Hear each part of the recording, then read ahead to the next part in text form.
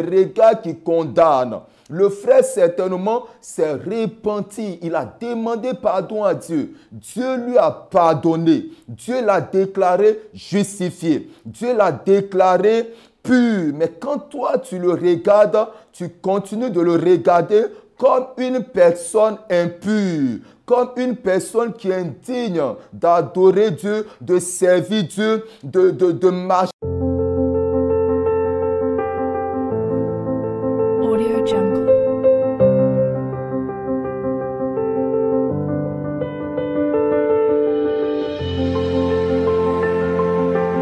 Audio Jungle.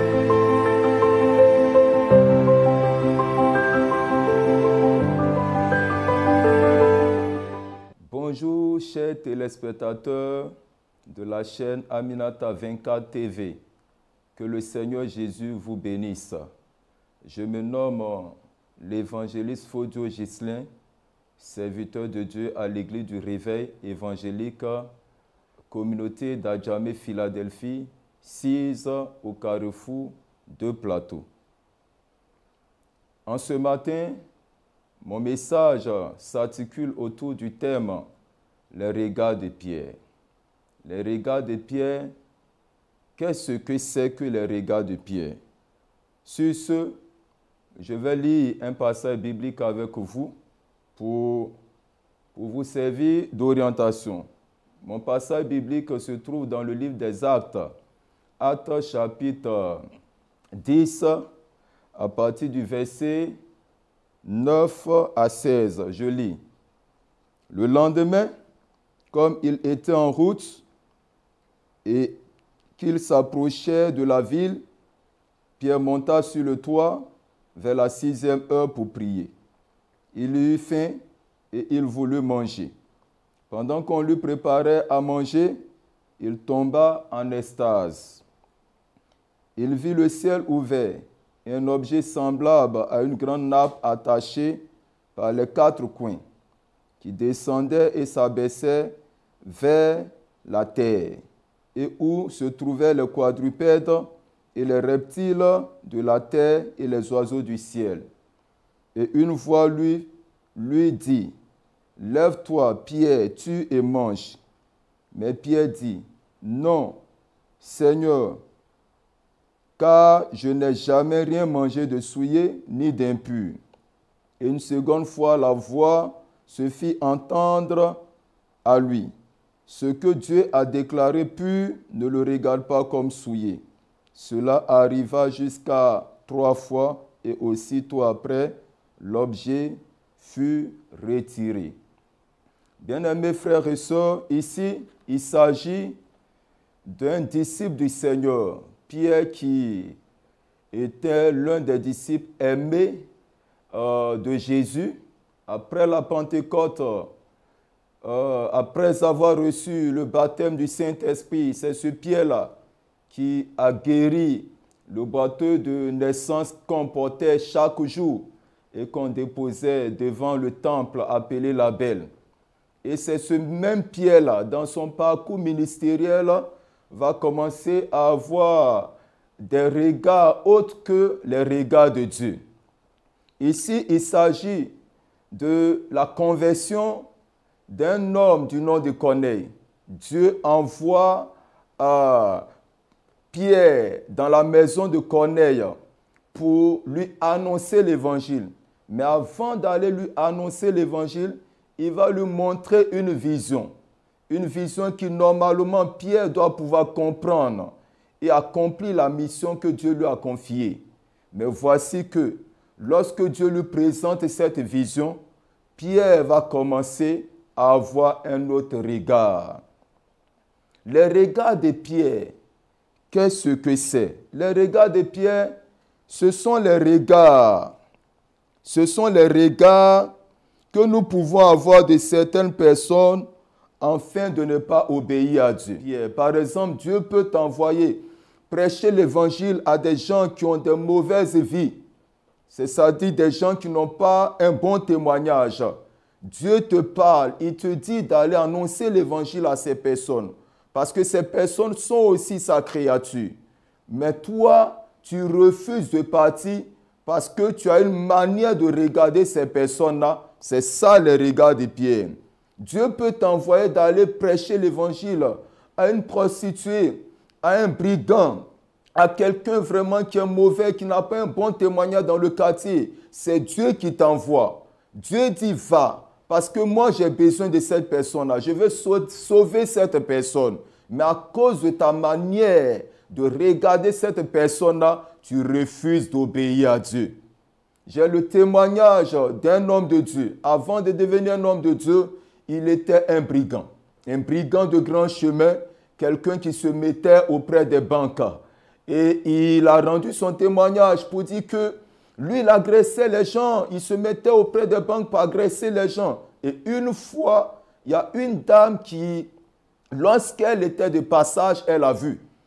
Et elle n'a pas hésité d'aller vers lui pour lui annoncer la parole. Quand elle allait lui annoncer la parole, cet homme-là a été touché. Cette parole-là a été amplifiée par l'activité du Saint-Esprit dans son cœur. Et ce brigand-là a changé de vie. Et il est devenu aujourd'hui serviteur de Dieu. Il sert Dieu et son ministère grand. Dieu l'a béni. Et cet homme, quand il rendait le témoignage, il disait comme ça qu'il bénit Dieu parce que cette dame-là n'a pas regardé son apparence physique, n'a pas regardé du fait qu'il était brigand, mais elle a eu le courage d'aller vers lui pour lui annoncer la parole. Et cet homme a été sauvé. Donc Dieu nous envoie d'aller annoncer la parole à n'importe qui. Que la personne soit bonne ou mauvaise, que la personne ait eu un bon témoignage ou pas, Dieu t'envoie aller lui annoncer la parole. Mais il ne faut pas regarder cette personne-là comme une personne qu'on ne peut pas approcher. Si Dieu t'envoie, vas-y, le Seigneur est avec toi. Amen. C'est ça les regards de Pierre. Les regards de Pierre, ce sont aussi les regards d'une comparaison de spiritualité très élevée par rapport aux autres. C'est-à-dire, tu es chrétien, tu acceptes le Seigneur Jésus, mais par ta manière de regarder les autres, tu compares ta spiritualité par rapport à ces personnes-là. C'est-à-dire, par exemple, tu peux te dire comme ça que tu pries plus que les autres, tu chantes plus que les autres, tu aimes Dieu plus que les autres, tu cherches Dieu plus que les autres, tu jeûnes plus que les autres. En voyant les autres et en comparant ta spiritualité par rapport aux autres, en vivant ta vie chrétienne par rapport aux autres, c'est ça aussi les regards de Pierre. Je me souviens dans la parole de Dieu, dans Luc 18, le verset 14, le verset, autant pour moi, le verset 9 à 14, le Seigneur Jésus nous raconte l'histoire de la parabole de deux personnes qui sont allées prier à l'église. Et l'autre dit, l'autre qui est le pharisien, il priait. Et quand il priait, il disait, Père, je te rends grâce de ce que je ne suis pas comme les autres, qui sont impurs, qui sont adultères. Je jeûne 2 fois dans la semaine, je paye ma dîme. Mais l'autre, quand il priait, il dit, Seigneur, sois apaisé, car je suis un pécheur. Et Dieu lui a dit que celui qui sera abaissé sera élevé, mais celui qui s'élèvera sera abaissé. Cet homme-là faisait une prière, il comparait sa vie spirituelle par rapport aux autres. C'est ça le regard de Pierre. C'est-à-dire quand tu vis ta vie chrétienne par rapport aux autres et tu te compares aux autres et tu penses que toi tu es plus spirituel que les autres et tu regardes les autres comme moins que toi, c'est ça les regards de Pierre. Alléluia. Les regards de Pierre sont aussi les regards de condamnation.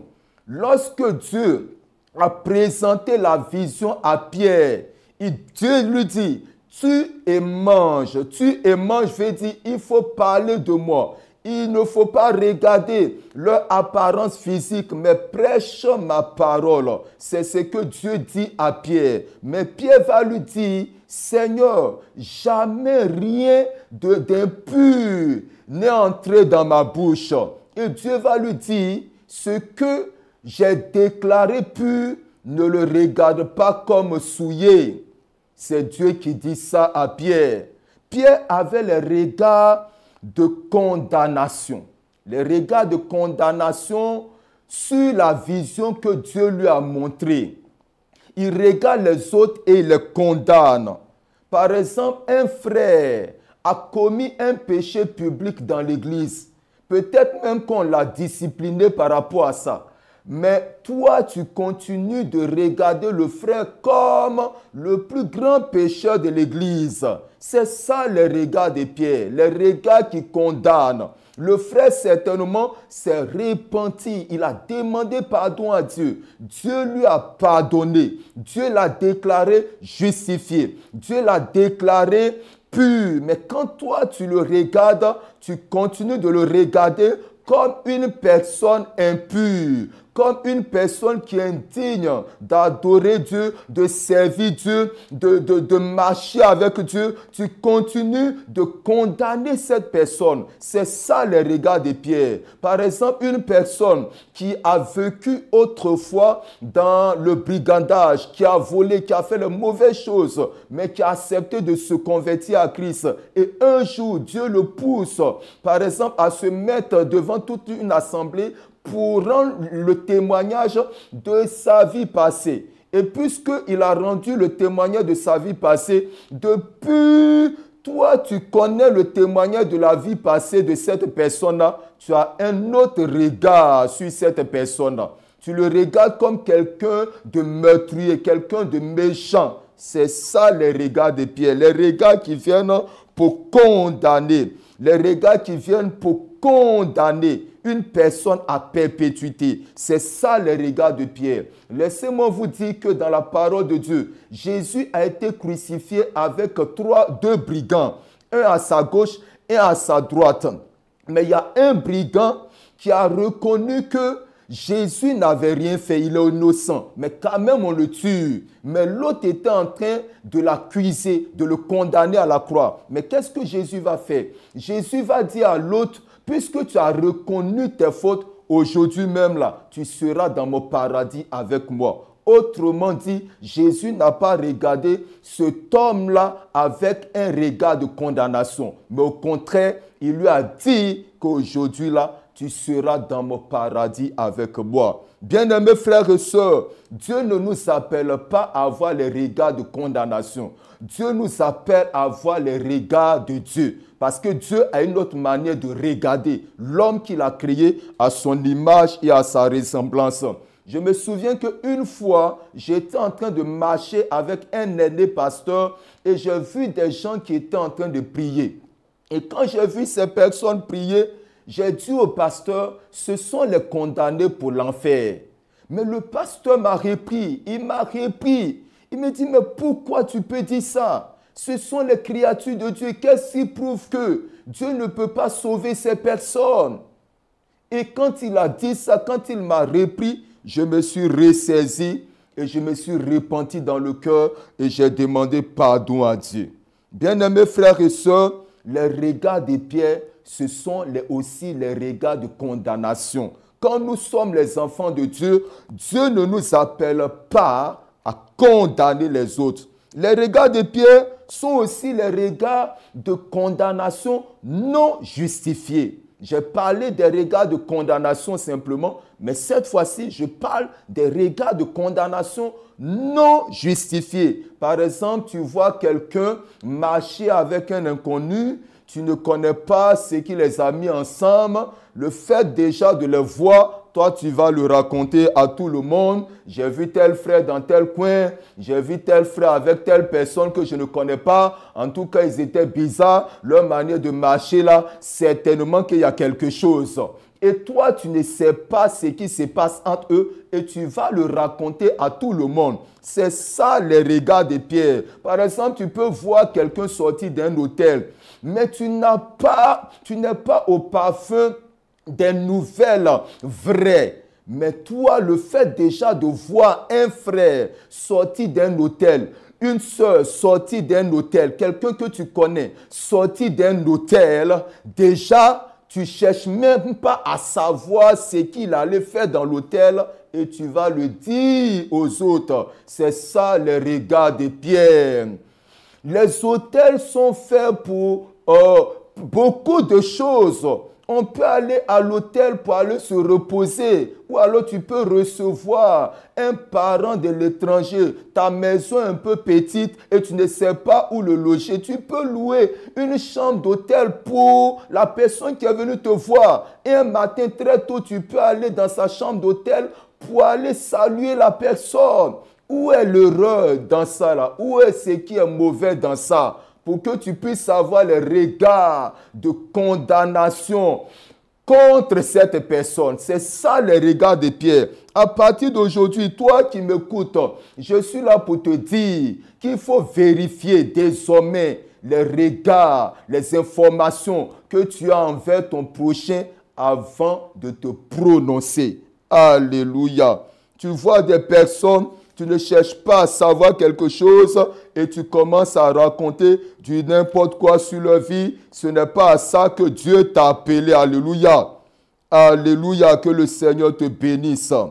Les regards de Pierre, ce sont aussi les regards de moquerie. Quand on parle de la moquerie, c'est rire de la souffrance de quelqu'un. C'est-à-dire quelqu'un est en train de souffrir et toi tu ris de ça. Tu t'en réjouis. Tu es content de voir ton frère, ton semblable, ton prochain dans une souffrance. C'est ça la moquerie. Par exemple, tu connais quelqu'un qui n'arrive pas à enfanter. Et toi, tu prends plaisir de rire de ça. Et tu es content de ça. Et même dans ta prière, tu ne veux pas que la personne enfante.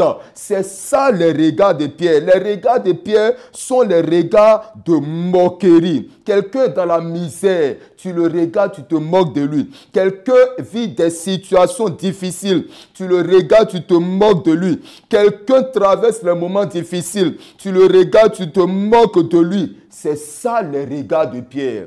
Le but de mon message, ce n'est pas un message pour venir condamner qui que ce soit, mais c'est un message qui vient pour aider quelqu'un à changer sa manière de voir les choses.